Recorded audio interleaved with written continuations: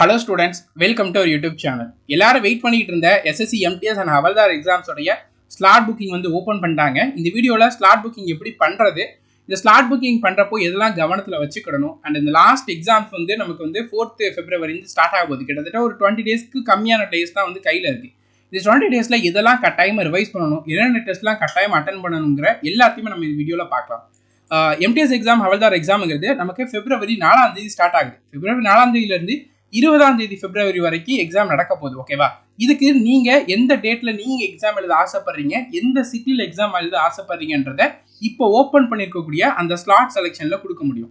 இந்த ஸ்லாட் செலெக்ஷனுங்கிறது நமக்கு ssc.government.in இந்த வெப்சைட்ல நம்ம கொடுத்துக்கலாம். டேட் வந்து இன்னையிலிருந்து 25 ஜனவரி நைட்டு 11 மணி வரைக்கும் நீங்க இந்த ஸ்லாட் புக்கிங் வந்து கொடுத்துக்கிட முடியும். இவ்வளவு நாள் வெயிட் பண்ணாதீங்க, ரொம்ப சீக்கிரமா கொடுங்க. அப்பதான் நீங்க எந்த சிட்டிலேயே எந்த ஷிஃப்ட்டில் எழுத ஆசைப்படுறீங்களோ அந்த சிட்டி அந்த டேட்டுங்கிறது உங்களுக்கு அலாட் ஆகும். ஸோ இந்த டேட்டில் நீங்கள் வந்து எக்ஸாம் எந்த இடத்துல எழுத ஆசைப்படுறீங்கன்றதை அந்த புக்கிங் வந்து கொடுக்கணும். இது எப்படி கொடுக்கணும்னா, எஸ்எஸ்சியோட வெப்சைட்டில் லாகின் பண்ணிக்கோங்க. லாகின் பண்ணதுக்கு அப்புறமா பார்த்தீங்கன்னா வெப்சைட்டில் உங்களுக்கு உங்களுடைய லாகின் பண்ண உடனே உங்களுடைய டேஷ்போர்டு வந்துடும். அந்த டேஷ்போர்டில் உங்களுக்கு கீழே மை அப்ளிகேஷனுங்கிற செக்ஷன் இருக்கும். அந்த மை அப்ளிகேஷன் செக்ஷனுக்கு போங்க. அதில் நீங்கள் அப்ளை பண்ண எம்டிஎஸ் ஃபோல்டர் இருக்கும். அந்த எம்டிஎஸ் ஃபோல்டரில் பார்த்தீங்கன்னா உங்களுக்கு ஸ்லாட் செலெக்ஷனுங்கிறதே இருக்கும். ஓகேவா? அதை சூஸ் பண்ணிக்கோங்க. சூஸ் பண்ணினதுக்கப்புறம் நிறைய ஒரு பாப்அப் மாதிரி வரும், அதை பார்த்துக்கோங்க. தென் அந்த ஸ்லாட் செலெக்ஷனில் நீங்கள் எந்த சிட்டியில் எழுத ஆசைப்படுறீங்க, நீங்கள் அப்ளை பண்ணப்போ கொடுத்த அந்த 3 சிட்டியுமே உங்களுக்கு காட்டும். உங்களுக்கு எது கம்ஃபர்டபுளாக இருக்கோ அந்த சிட்டியை சூஸ் பண்ணிக்கோங்க. சூஸ் பண்ணதுக்கப்புறமா உங்களுக்கு டேட்ஸ் வந்து காட்டும், என்னென்ன டேட்ஸ் அவைலபிளாக இருக்குன்றது. அதில் உங்களுக்கு விருப்பப்பட்ட டேட்டை வந்து நீங்கள் கொடுத்துக்கோங்க. அந்த கொடுத்ததுக்கு அப்புறமா வெரிஃபை பண்ண சொல்லும். வெரிஃபை பண்ணதுக்கப்புறம் சப்மிட் பண்ணிட்டீங்கன்னா உங்களுடைய டேட்டுங்கிறது நீங்கள் வந்து சப்மிட் பண்ணிட்டீங்க. நீங்கள் உங்களுக்கு அந்த டேட்டில் எக்ஸாம் எழுத அலோவ் பண்ணுவாங்க. இது எப்படி கன்ஃபார்ம் பண்ணிக்கிறதுனா, அகைன் ஸ்லாட் செலெக்ஷனுங்கிற அந்த இதுக்கு போங்க. அதில் உள்ளே போய் லாகின் பண்ணிங்கன்னா உங்களுக்கு நீங்கள் இதை ஆல்ரெடி சப்மிட் பண்ணிட்டீங்க, உங்களுக்கு இந்த சிட்டி சூஸ் பண்ணிக்கிங்க, இந்த டேட்டில் உங்களுக்கு எக்ஸாம் எழுத ஆசைப்பட்டிருக்கீங்கன்றதை கொடுத்துருக்கீங்கன்றதை உங்களுக்கு காமிப்பாங்க. இதுதான் கன்ஃபர்மேஷனுங்கிறது. ஓகேவா? ஸோ இந்த ஒரு டைம் நீங்கள் வந்து சப்மிட் பண்ணிட்டீங்க எந்த சிட்டி எந்த டேட்டுனா, அதை அகெயின் வந்து நீங்கள் கரெக்ஷன் பண்ண முடியாது, திரும்ப எந்த விதத்துலையும் அதை மாற்ற முடியாது. அதனால 1க்கு 2 டைம் நல்லா யோசிச்சுட்டு எந்த டேட் உங்களுக்கு கம்ஃபர்டபுளாக இருக்கும், எந்த சிட்டி உங்களுக்கு கம்ஃபர்டபுளாக இருக்குன்றதை பார்த்துட்டு கொடுங்க. ஓகேவா? ஒருவேளை நீங்கள் வந்து இந்த ஸ்லாட் செலெக்ஷன் பண்ணுறப்ப பார்த்தீங்கன்னா நீங்கள் வந்து கொடுக்க மறந்துட்டீங்க, 25ஆம் தேதிக்கு அப்புறம் தான் நீங்கள் இந்த வீடியோவே பார்க்குறீங்க, அதுக்கப்புறம் தான் கேள்வியே படுறீங்கன்னா 28 ஜனவரி பார்த்தீங்கன்னா எஸ்எஸ்சியோட வெப்சைட்டில் பார்த்தீங்கன்னா ஒரு ஃபீட்பேக் மாடல் மாதிரி தருவாங்க. அதில் நான் இந்த மாதிரி எழுத மிஸ் பண்ணிட்டேன், அவங்களுக்காக இது கொடுக்குறது. அவங்க நான் எக்ஸாம் எழுத விருப்பப்படுறேங்கிற மாதிரியான ஒரு கன்ஃபர்மேஷன்ஸ் வந்து கொடுக்கணும். அப்படி கொடுத்தீங்கன்னா எஸ்எஸ்சி வந்து உங்களுக்கு வந்து நீங்கள் உங்களுக்குன்னு ஒரு சிட்டி ஒரு டேட் அலாட் பண்ணி உங்களை எக்ஸாம் எழுத அலோவ் பண்ணுவாங்க. ஒருவேளை இந்த டேட்லேயும் நான் மிஸ் பண்ணிட்டேன், இதுலேயும் நான் இதுவும் சப்மிட் பண்ணலைன்னா எஸ்எஸ்சிக்கு வந்து நீங்கள் எக்ஸாம் எழுத விருப்பப்படலைன்ற நினச்சிக்கிட்டு உங்களுக்கு அட்மிட் கார்டு ஜென்ரேட் பண்ண மாட்டாங்க, உங்களால் எக்ஸாம்ன்றது எழுத முடியாது. ஓகேவா? இது நல்ல கவனத்தில் வச்சுக்கோங்க. ஸோ இது எல்லாமே முடிஞ்சதுக்கப்புறமா 30 ஜனவரி பார்த்தீங்கன்னா உங்களுடைய நீங்கள் எங்கே எக்ஸாம் எழுத போகிறீங்க, உங்களுடைய சிட்டி என்ன, உங்களுடைய ரோல் நம்பர் என்ன, அதெல்லாம் வந்து இன்ஃபர்மேஷனாக வந்து வரும்.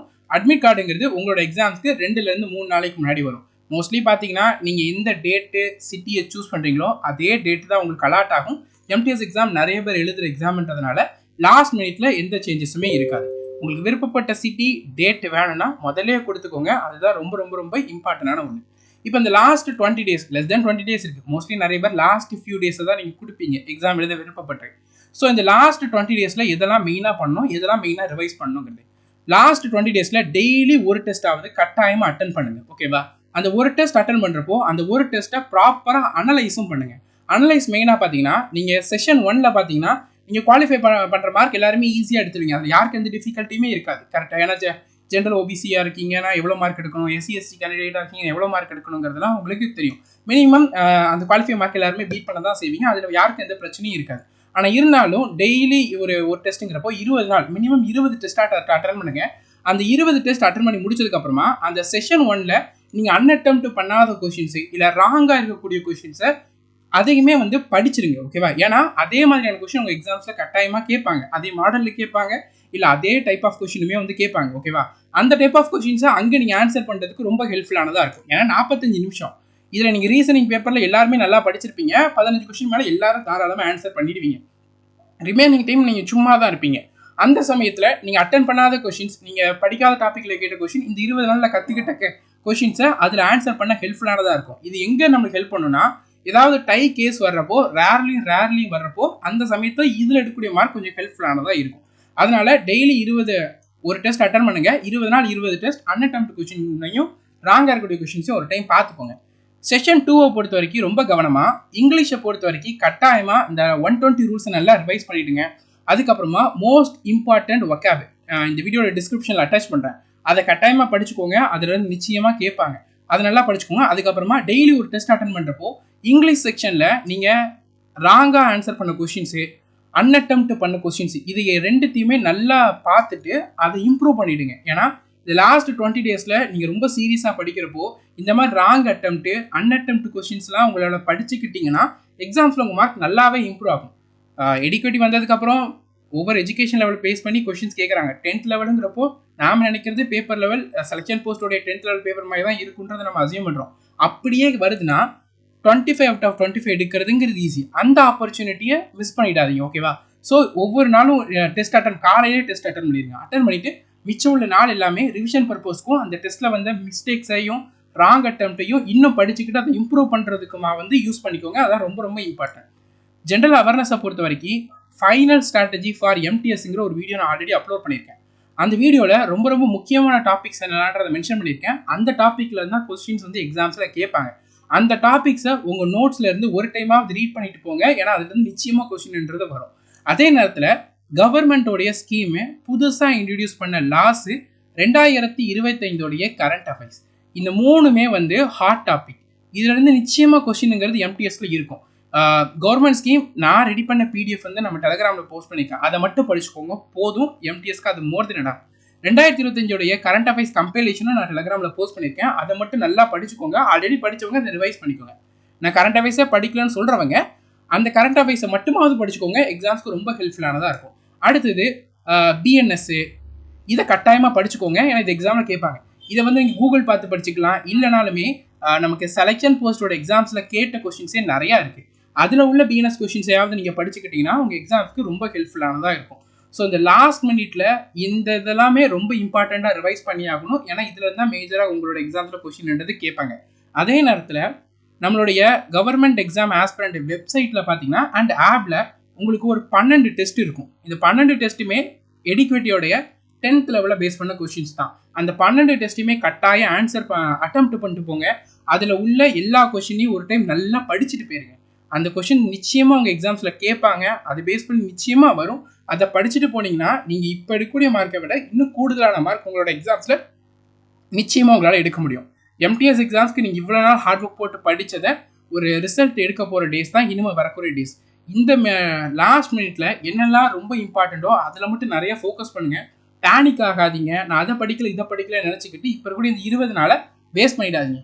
இந்த 20 நாளை நல்லா யூஸ் பண்ணிக்கிட்டிங்கன்னா இப்போ இருக்கக்கூடிய ஸ்டேஜை விட இன்னும் நல்ல ஸ்டேஜில் இருப்பீங்க. நல்ல மார்க் எடுக்க முடியும். ஸோ போன டேஸ் போகட்டும், பாஸ்ட் இஸ் பாஸ்ட். இப்போ இருக்கக்கூடிய இந்த 20 நாளை நல்லா யூட்டிலைஸ் பண்ணிக்கிட்டிங்கன்னா நல்ல ரிசல்ட்டுங்கிறது கிடைக்கும். இங்கிலீஷ் பேப்பர் 25 எடுக்கிற மாதிரி தான் இருக்கும். நம்பி போங்க. ஜென்ரல் அவேர்னஸ் பேப்பர் மட்டும் நல்லா ரிவைஸ் பண்ணிட்டு போங்க. என்னெல்லாம் ரொம்ப இம்பார்ட்டன்ட் இந்த வீடியோவில் சொல்லியிருக்கோமோ அதை மட்டும் நல்லா படிச்சுட்டு போயிருங்க. நிச்சயமாக நல்ல மார்க் ஸ்கோர் பண்ணுவீங்க. செலெக்ஷன் போஸ்டோட இந்த டெஸ்ட்டில் உள்ள 12 டெஸ்ட்லையுமே 25 ஜென்ரல் அவேர்னஸ் கொஸ்டின் இருக்கும். அதை நல்லா படிச்சுக்கோங்க. அதுக்கப்புறமா சிஹெச்எஸ்எல் எக்ஸாம்ஸ்னுடைய ஜென்ரல் அவேர்னஸ் கொஸ்டின்ஸ் பார்த்தீங்கன்னா எஸ்எஸ்சி பிஒய்க்யூ கம்பைலேஷன் இந்த டெலகிராம் சேனலில் அவைலபிளாக இருக்கும். அதையுமே ஒரு டைம் படிச்சுட்டு போங்க. 20 நாள் இருக்குது. நிச்சயமாக உங்களால் படிச்சிட முடியும். ஓகேவா? ஸோ 20 நாள் இருக்கிறதுனால எல்லாத்தையும் படிச்சிட முடியுங்கிறதுனால அதையும் ஒரு டைம் ரீட் பண்ணிட்டு போங்க. ஜென்ரல் அவேர்னஸில் ரொம்ப நல்ல மார்க் எடுக்கிறதுக்கு அது எல்லாமே ஹெல்ப்ஃபுல்லானதாக இருக்கும். எவ்வளோ டார்கெட் ஸ்கோர் எவ்வளோ எடுத்தால் போதும் அது எல்லாமே நீங்கள் இப்போ யோசிக்காதீங்க. குறைஞ்சது ஒரு 130 எடுக்கிற அளவுக்காவது நீங்கள் டார்கெட் பண்ணிட்டு போங்க. இதுக்கு மேலே கட் ஆஃப் வர வாய்ப்பு இல்லை. இந்த அரௌண்டு தான் வரும். இது எடுக்கிற மாதிரி டார்கெட்டை படிச்சுட்டு போங்க. இப்போ 110 தான் நான் ஸ்கோர் பண்ணுறேன், 115 தான் ஸ்கோர் பண்ணுறேன். 20 நாள் தாராளமாக போதும். 100 எடுத்துகிட்டு இருந்தீங்கனாலே 20 நாள் தாராளமாக போகும். ஏன்னா நீங்கள் 100 மார்க் எடுக்கிறீங்க, நல்லா படிச்சிருப்பீங்க. சில இடத்துல டியூன் பண்ணால் போதும். இங்கிலீஷில் நிறைய மிஸ்டேக் பண்ணுவீங்க. அந்த மிஸ்டேக் ஏன் வருதுன்றதை பார்த்து அதை சரி பண்ணுறதுக்கு என்ன பண்ணணுமோ அதில் ஃபோக்கஸ் பண்ணுங்கள். மார்க் தன்னால் இம்ப்ரூவ் ஆகும். நிறைய பேர் மிஸ்டேக்குனால தான் மார்க் வரமாட்டேங்குது. அதனால கொஞ்சம் உட்கார்ந்து யோசிச்சு எதனால் மிஸ்டேக் வருது, எந்த டாப்பிக்கில் அதிகமாக வருதுன்றதை பார்த்து அதை இம்ப்ரூவ் பண்ணுறதுல ஃபோக்கஸ் பண்ணுங்கள். நல்ல மார்க் நிச்சயமாக ஸ்கோர் பண்ணுவீங்க. நான் இதில் மென்ஷன் பண்ணிக்கூடிய எல்லாத்தினுடைய லிங்க்கும் கீழே டிஸ்கிரிப்ஷனில் தரேன். அதுலேருந்து ஆக்சஸ் பண்ணி படிச்சுக்கோங்க. எனக்கு வந்து ஒரு கம்ப்ளீட்டாக ஒரு ஷெட்யூல் மாதிரி வேணும்னா நம்ம டெலகிராம் சேனலில் ஜாயின் பண்ணிக்கோங்க. நம்ம டெலகிராம் சேனலில் 40 டே ஷெட்யூல்ன்றத போயிட்டு இருக்கு. 27 நாள் முடிஞ்சிட்டு இருந்தாலும் அந்த ஷெட்யூலில் உள்ளதுமே நம்ம ரிவிஷன் இம்பார்ட்டன்ட் டாப்பிக்கோட ரிவிஷன்ஸ் தான் வந்து கொடுத்துருக்கோம். அதையுமே நீங்கள் படிச்சுக்கிட்டிங்கன்னா அது உங்களோட எக்ஸாம்ஸ்க்கு ஹெல்ப்ஃபுல்லானதாக இருக்கும். All the best students and thank you.